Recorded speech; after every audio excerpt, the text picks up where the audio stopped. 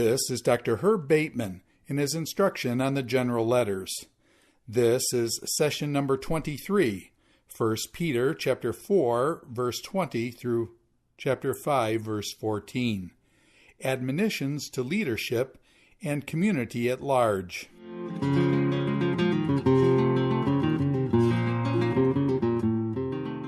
Hi, welcome back. My name is Herb Bateman, and we're finishing up our study of the book of 1 Peter. We divided this book, as I've said in the past, into three sections, really. A section that dealt with salvation and the implications and response to salvation, and that ran from 1:1 to 2:10. Then we spent some time on living godly lives in society, which focused on 2:11 to 3:12.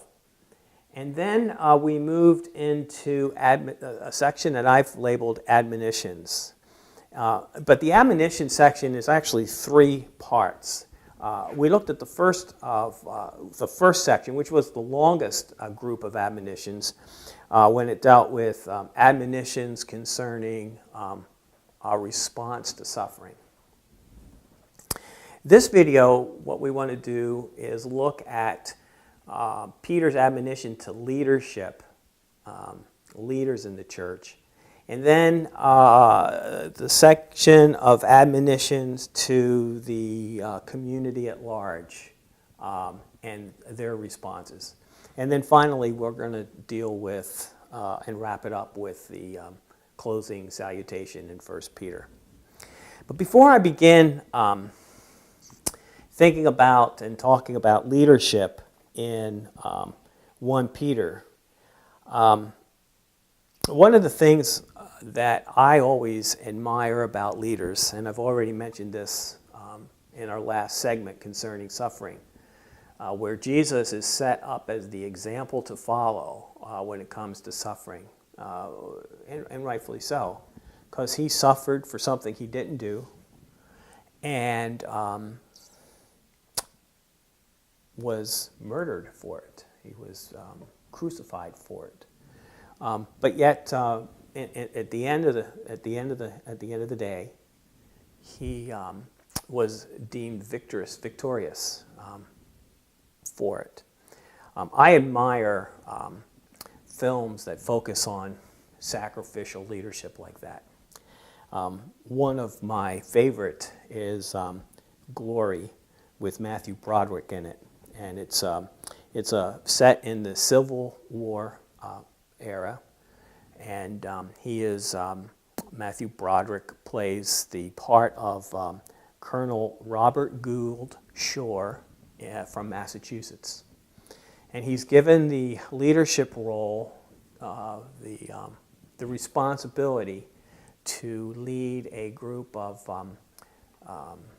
African Americans, to train them up so that they can fight in the Civil War for the North. And there's numerous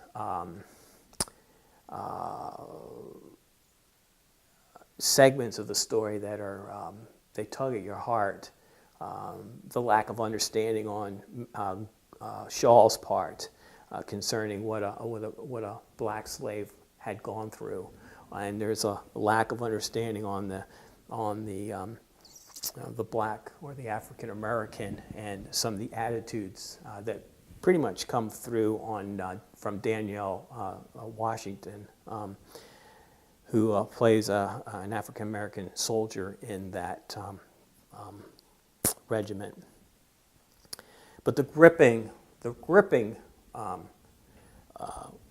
part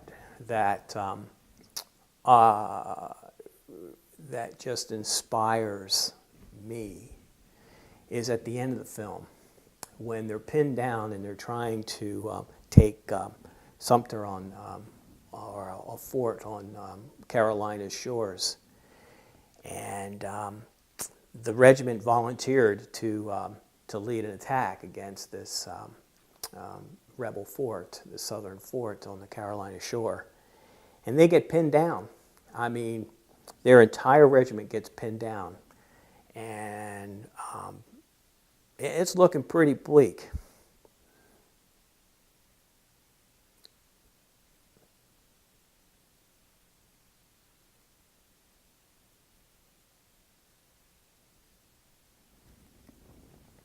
But to spur his men on, he picks up his sword, stands up, and leads a charge. And his men followed.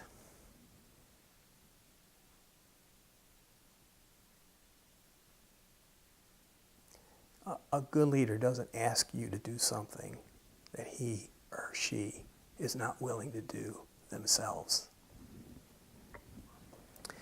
I think that applies to leadership in a local church. And I think Peter is he admonishes leaders, elders, concerning their role as leaders in a church. So this is an admonition to leaders. Christians, followers of Jesus, they need pastoral care.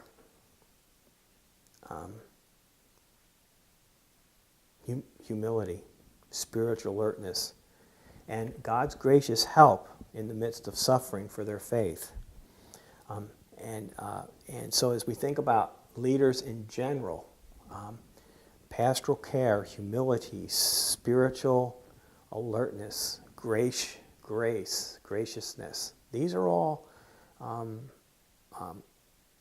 attributes of a leader that Peter wants to drive home. And what we're going to do is we're going to look at the first 4 verses because it deals with elders and how it is that an elder is to provide pastoral care and leadership for the suffering flock. So as your fellow elder and a witness of Christ's suffering, and as one who shares in the glory that will be revealed, I urge the elders among you, give a shepherd's care to God's flock among you, exercising oversight, not merely as a duty,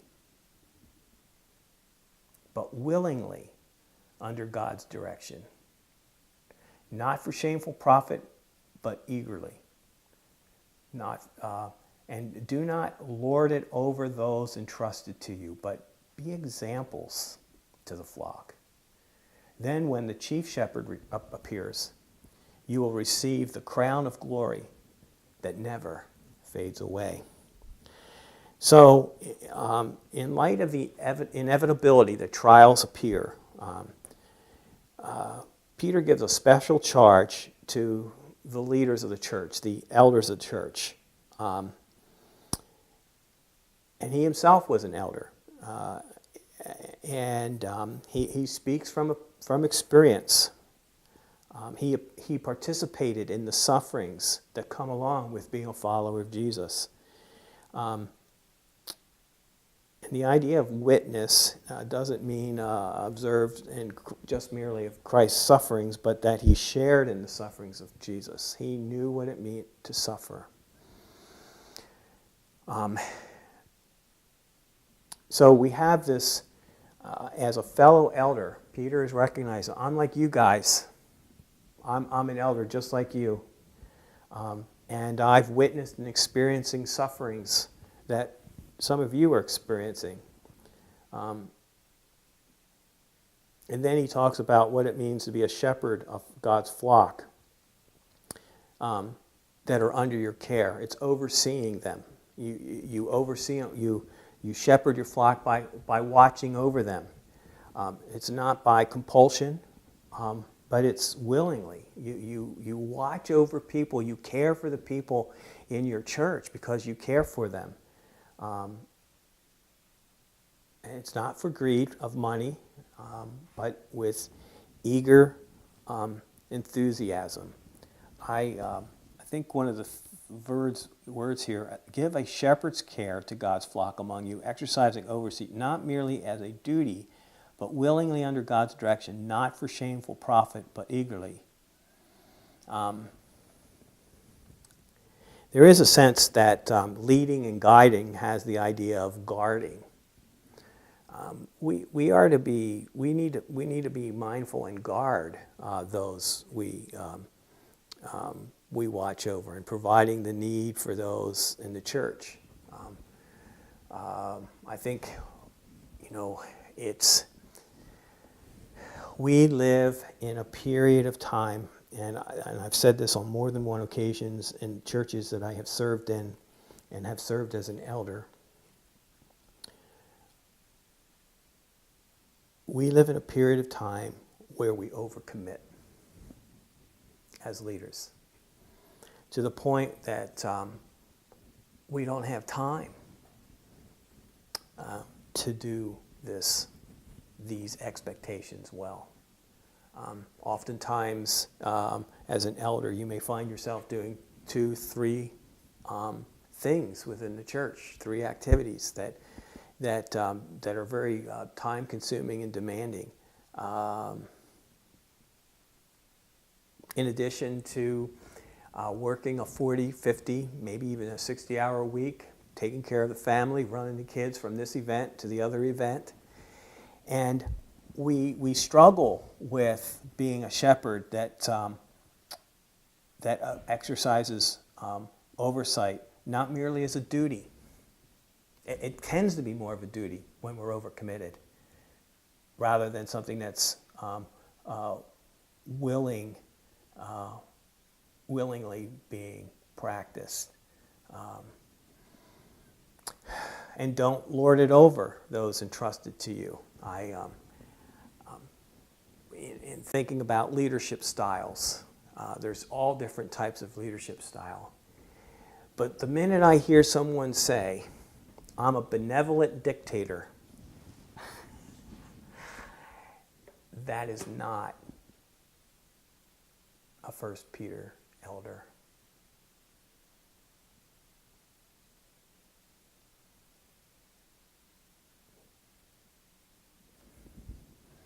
Do not lord it over them. Do not overlord those entrusted to you. Instead, be an example to the flock. A benevolent dictator is all about self, and that's a poor example as to what type of a leader an elder is to be. Then when the chief shepherd appears, you will receive the crown of glory that never fades away. Now I'm going to use an illustration that is a stretch.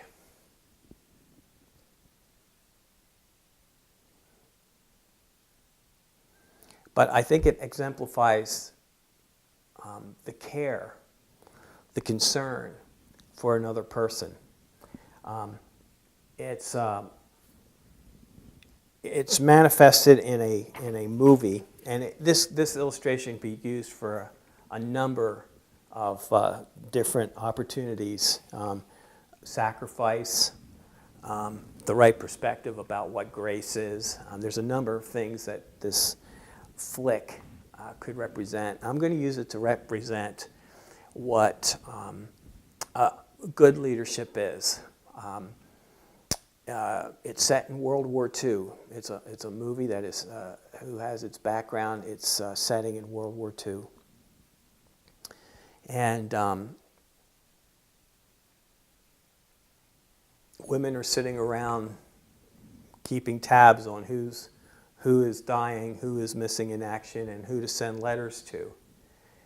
And within this one office, it's quickly determined that 3 brothers have all been killed, and there's only one son that remains for this family. And so the order goes out to save Private Ryan.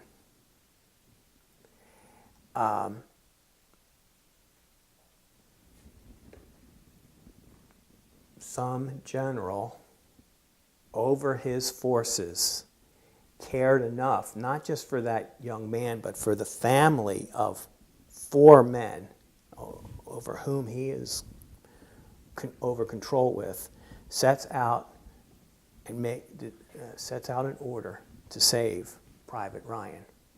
And then if you're familiar with the flick, you know how these 8 men,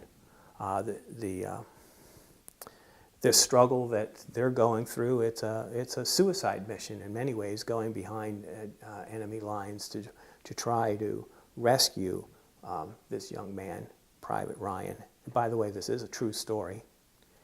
And all but one, I think, if I remember the storyline, are killed. They lose their lives. But Private Ryan is saved and is returned home to his family. That's watching over the people under your leadership. That's caring for the men and women that are serving under you. And that's happening by the federal government. If they can do it, we should be able to do it better. What is your concern for the people in your flock? To what lengths will you go to save a Private Ryan or a member in your congregation, to come alongside, to guard, to protect, to keep them, to help them succeed in their walk for Jesus? Are we overcommitted? Elders are to provide pastoral care and leadership for a suffering flock. The next thing the author does is he talks to all Christians and how all Christians, all believers, all followers of Jesus are to submit to God's sovereign control and fatherly care. We read in verses 5 through 7, "In the same way, you who are younger, be subject to the elders. And all of you, clothe yourself with humility toward one another." Why? Because God opposes the proud, but gives grace to the humble. "And God will exalt you in due time, if you humble yourselves under his mighty hand, by casting all your cares on him." Why? For this very simple reason: he cares about you. So, likewise, young men are to be submissive to the elders. And even though this, I think many of your translations may say young men. I think a better rendering here of this Greek term would be young people or younger people. During the time of the New Testament, congregations were seen as older and younger as far as age was concerned, the older generation and the younger generation. The recognition that there is a difference between a young person and their maturity level and capabilities versus an older person and the wisdom that comes with age and just life experiences. And so Peter is recognizing this very much in keeping with society, his Greco-Roman society, and he's expressing to the young people in the congregation to be subject to the elders. And all of you clothe yourself with humility towards one another. And this idea of clothing with humility, like using humility as a garment,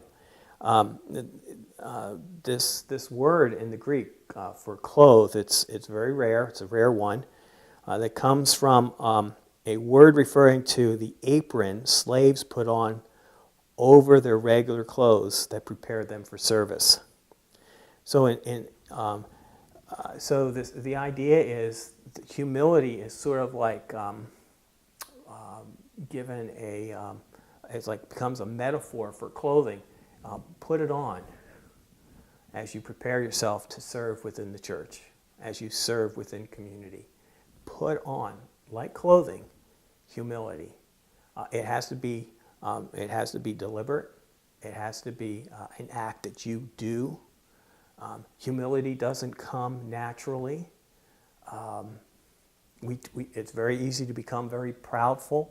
But here Peter says, as you serve,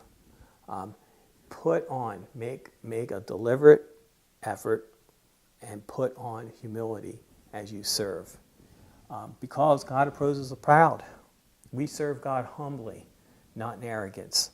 We serve God humbly, not with proud for spirits. We serve God humbly, not as boastful servants. So the idea is, don't let it go to your head. God has gifted us. We're to use our gifts. We're to serve in the church. But be humble in your service. And in due time, God will exalt us. But it's conditioned upon our being humble.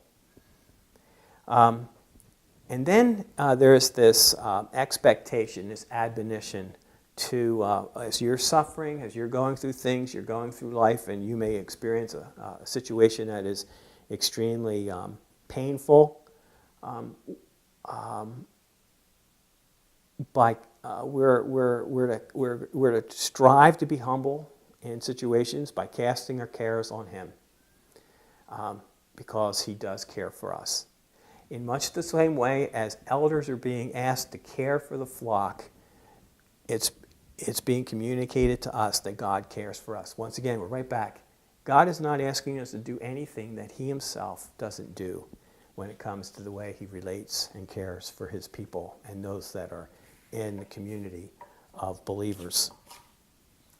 Now from here, he moves to another characteristic, another admonition about the community, and it's an admonition to be self-controlled and alert in spiritual warfare. This shows up in verses 8 and 9, and it is an exhortation that he gives. Be sober, be alert, and even though a reason, a connector expressing reason isn't there, he provides the reason. Your enemy, the devil, like a roaring lion, is on the prowl looking for someone to devour. Resist him. Strong in your faith, because you know that your brothers and sisters throughout the world are enduring the same kinds of suffering. So we have this expectation, this exhortation. Be self-controlled. Be alert. It kind of reminds me of, don't be surprised if you're mocked. Don't be surprised if you're being attacked. Be alert. Be mindful of this. Be self-controlled. Trust in God is not all that we need. We have to trust God. It's not a matter of trusting God and getting. It's not a matter of trust God and let go. It's trust God, and then here's what my responsibility is as I trust God. As I'm trusting God for protection, I need to be wise. I need to be self-controlled. I need to be alert. I need to be aware of what's happening around me so I don't do stupid stuff. Because I have an enemy that would love to see me fall. I have an enemy that would love to see me trip up. We need to be kept alert because there are people on the prowl that want to hurt us. And Satan uses people to hurt us. Peter's readers were in danger of being destroyed. And it's not like Satan was sending his evil horde of evil spirits. He was just working with the people of the day. Satan continues to work with people of the day to strive to thwart God and thwart those who follow him. So Peter's readers were in danger of being destroyed, and they need to give their attention to being self-controlled in the midst of a bad situation and be alert.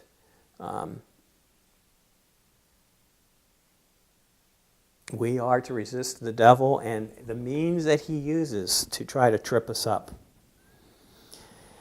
But one of the things that's good is that we have on our side someone who can overcome evil. Resist him.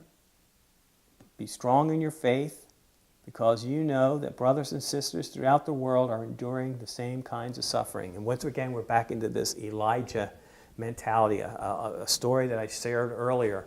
It's not like we say, "Oh God, I'm the only one suffering." You remember Elijah? "Oh God, I'm the only one that haven't bowed my knee to Baal." We are not the only ones who suffer for our faith. In fact, here in the United States, our suffering is nothing compared to others, Christians who may be in other countries, striving to be followers of Jesus, Muslim countries or China. We have no idea the type of sufferings that other people go through. Our sufferings are minuscule compared to some of the sufferings that others have gone through. We aren't alone. We've been told as we follow Jesus, we're going to follow a path of suffering. Some of us are going to suffer worse than others, but we're not alone. Then Peter moves into talking about how Christians are to draw their strength, to draw their courage, to draw their hope from God in the process of living for him. Verses 9 and 10, or 10 and 11 read, "And after you have suffered for a little while, the God of all grace, who called you to his eternal glory in Christ," that is Christ Jesus, "will himself restore, confirm, strengthen, and establish you. To him belongs the power forever.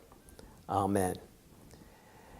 So whereas we're supposed to forsake the world and flee the lusts of the flesh and all that go with being a follower of Jesus in verse 9, to resist in verse 10, we have on our side one who is able to overcome our adversary. He is able to give us grace. He is sufficient in his grace. And he's called us to experience the eternal glory that belongs to him, and he shares that with us. And it's to him, it is to God that the power belongs the power for all eternity. So we see in this group of admonitions, we see admonitions that are given by Peter, beginning in 4:13, talking about admonitions about suffering, and he goes through several types of admonitions, several types of sufferings that admonitions that we are to endure sufferings. Then he moves to admonitions about elders. And then finally, elder admonitions that are to the community at large. Which brings us to the epilogue, the closing of the letter. Now, as I've mentioned in the past, all letters had three parts to it. Generally, there's the salutation, the body, and the closing salutation. And when we looked at the opening salutation in Peter, we saw something that's very typical, where Peter identifies himself as a sender, where his recipients are clearly identified as those who are elect or chosen, living in Pontus, Galatia, and those areas in northern Galatia, Asia, and then a greeting. Then we looked at the body of the letter. Now we're going to look at the closing of the letter. And this is verses 12 through 14. And here the Apostle Peter concludes his letter with a summary. It's a summary statement. And then he gives some final greetings, and then a request and a benediction. So let's look at verse 12, where we have a summary statement. "Through Silvanus, whom I know to be a faithful brother, I have written to you briefly in order to encourage you and testify that this is the true grace of God." So Silvanus is a Latinized form of the Greek word Silas. Whether or not they are the same individual, we don't know. You remember Silas? Silas went with Paul on his second missionary journey. Barnabas took Mark on his second missionary journey. And if you remember, Paul and Barnabas had a dispute concerning Mark. And the dispute about Mark was over the fact that during the first missionary journey, when Paul, Barnabas, and Mark were sent out by the church in Antioch, he left. He left them to go back to Antioch, to go back home. And so as Paul and Barnabas are preparing their second missionary journey, Barnabas wants to take Mark with him. And Paul says, there's no way we're taking him with us. He deserted us last time. I am not going to put my neck out for this guy again. No. And so they got into a dispute to where they decided to part ways, to agree to disagree. And Paul took Silas and went to southern Galatia and revisited the churches that he had visited on the first trip. And Barnabas took Mark and went to Cyprus. And he visited the churches in Cyprus that both Paul, Barnabas, and Mark had visited. We do not know if Silas of that second missionary journey is the same Silas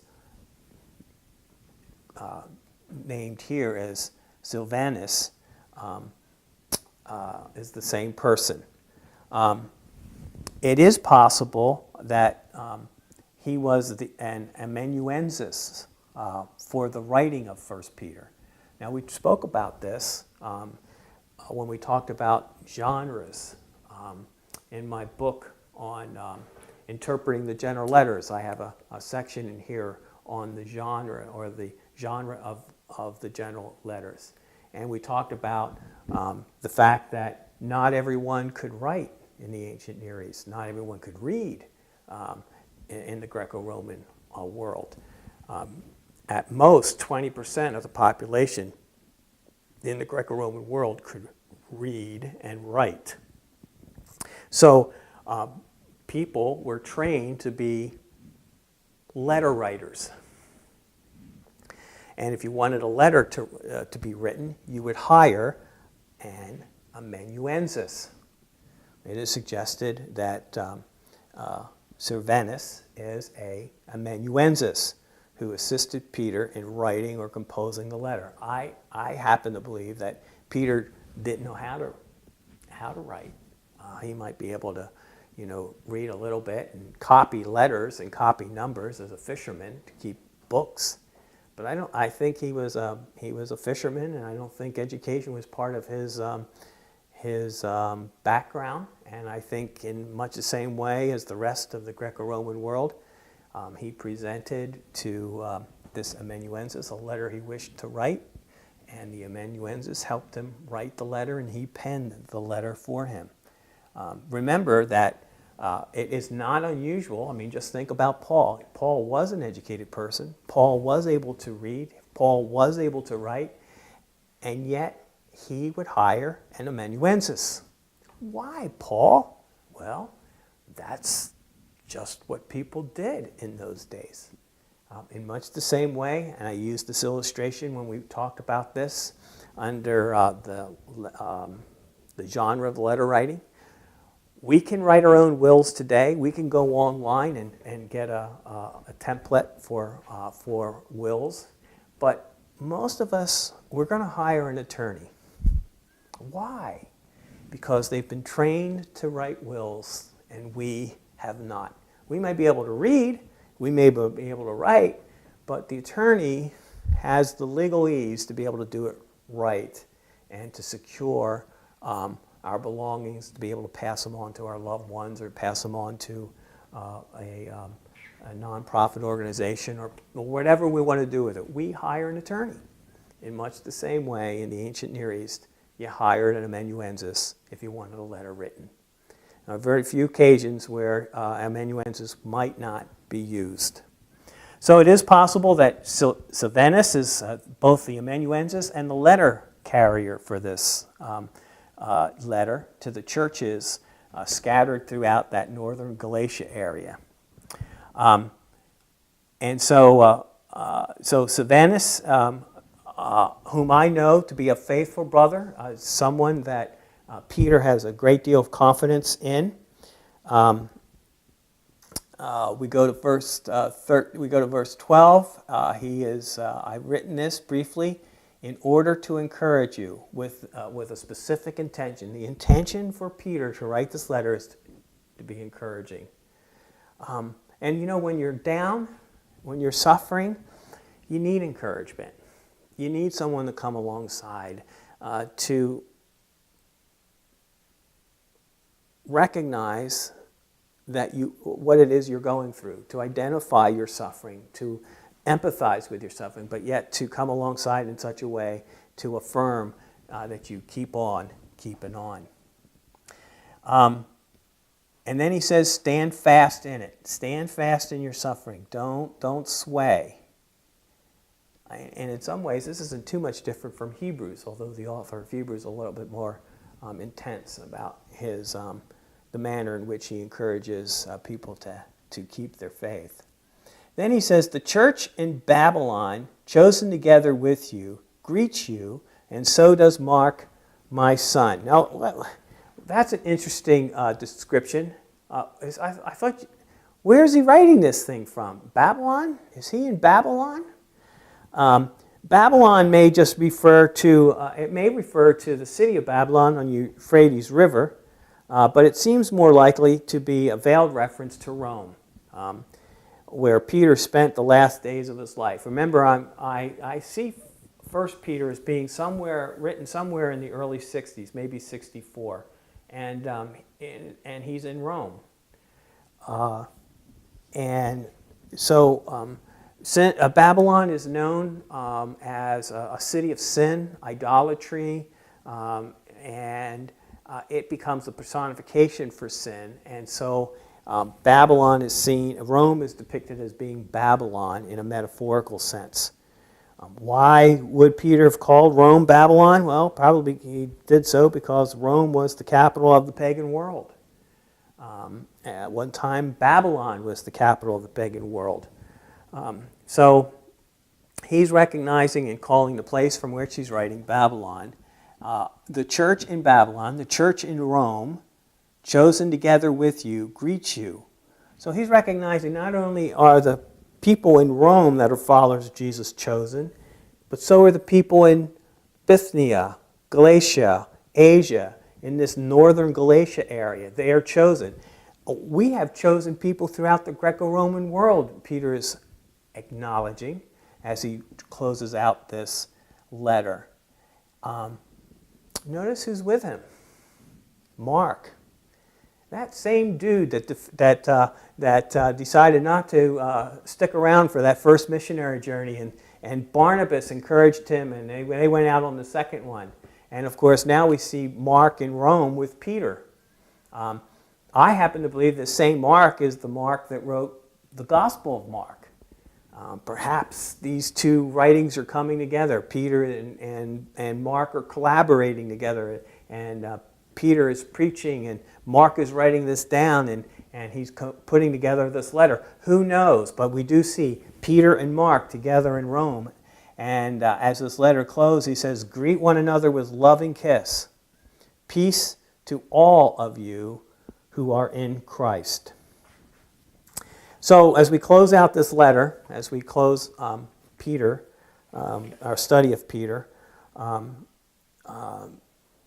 Peter is writing to a group of people that are suffering at the hands of the culture in which they find themselves. And Peter is encouraging them to hang strong. First, Peter is encouraging them that to remember that God isn't asking you to do anything that he himself hasn't gone through. And that's a sign of a good leader. That's a sign of a God who cares. It's a sign of God who's willing to put his neck out because and not willing to ask us to do things that he himself isn't willing to do. So with that, I'm going to close. I do have 10 minutes left. I think what I'll do is talk a little bit about 2 Peter, and we'll come back and talk a little bit more about 2 Peter. But let me just do a follow-up a little here. I think 2 Peter was written towards the end of Peter's life. You could be as early as 66, perhaps as late as 68. So I do see 2 Peter as being written around just shortly after the writing of 1 Peter by maybe 2 or 4 years, if 1 Peter is written in 64. Once again,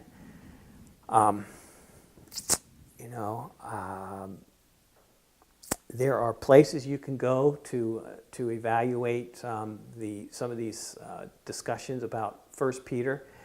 Carson's book on the Introduction to the New Testament, L. Wells and Yarbrough's book on the Encounter, the New Testament series that I think Zondervan puts out. You can go to those two places and talk about the discussions concerning the date of the book. I do think that some of these writings and the sufferings that may be going on may have some connection with the revolt that's going on in Judah. I don't have, I can't, definitively say one way or the other. I do think the Hebrews, the Jewish people in Rome, may be feeling some residual effects of the Jewish revolt and Rome's dissatisfaction with that revolt. How that revolt might have an impact on people in Bithynia, I don't know. That might be stretching it. But as we go to look at 2 Peter, he's dealing with different issues in 2 Peter. Here, 1 Peter, he's concerned about suffering. And just like the Messianic son of promise suffered, we suffer. But in 2 Peter, he's going to be dealing with false teaching. So we're going to spend a little time on false teachers as we think our way through 2 Peter. So that'll be next time as we approach our study in 2 Peter. But in the meantime, I trust that you will walk with the King and that you will be a blessing to all those that you come in contact with. Bye.